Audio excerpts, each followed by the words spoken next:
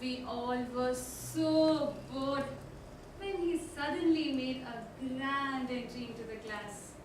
Good evening, Madam Toastmaster, fellow Toastmasters, and welcome guests. To our surprise, a man who always dressed in old turban pants with grayish black hair and huge spectacles was dressed in a faded blue Levi's denim. He had changed his hairstyle. His black hair was changed into blonde. His new colored lenses made us see right into his eyes. And trust me, Toastmasters, since then, the classes never seemed boring. As he walked out of the class, a group of girls ran behind him and said, "Sir, you teach well, but today you look good too." And from then onwards, our internal marks improved from 20 to 24. Welcome to the world of changes and fashion. However, fashion has become a confusion these days. It's simply become confashion.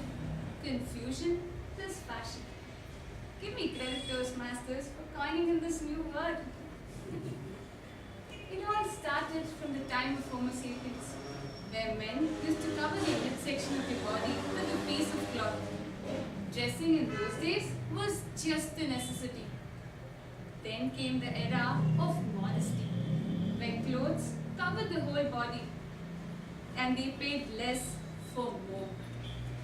Then came the era of immodesty, where clothes covered less and we paid more. Times changed, cost of clothing changed, fashion changed, and it's still changing. Dresses in the early 90s consisted of saris, dhotis, salwars coming down to the pedal pushers and the bell bottoms. Then came 3/4. Then came the half. And at some point of time, it even came to 1/4.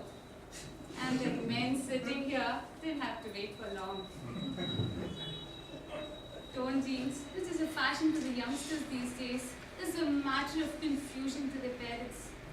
They wonder as to why their kids pay so much for something which is torn. It still remains a question.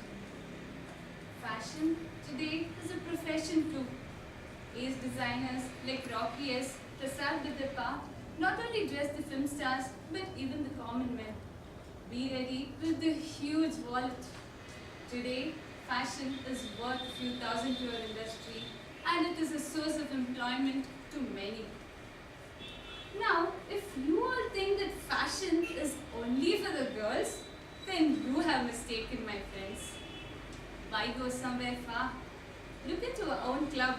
Look at my dear friend Aniket. All the time he wears jeans, but they are low waist.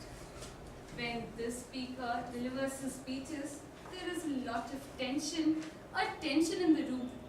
It is not only because of his speeches. It is the weight of suspense, disbelief, anticipation that his low waist pants may fall off. And it's a relief that nothing happened so far. As we move from the low waist, we come up to the chin, a major source of attraction. Talking about beards, we have seen full beard and clean shaven. But in between these two, again comes Aniket. Although his half-shaven looks may attract many girls into the club, but it threatens to become a major fashion trend in the future.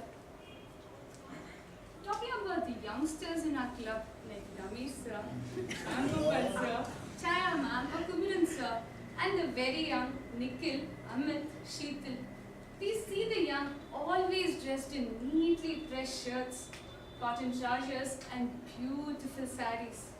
And the very young dressed in jeans, caparis, or t-shirts.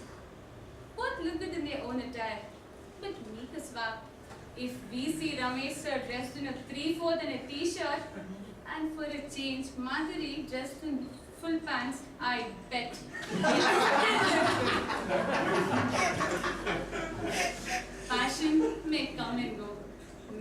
may come and go. What is important is not to keep up with the fashion. What is more important is to wear as to what we are comfortable in.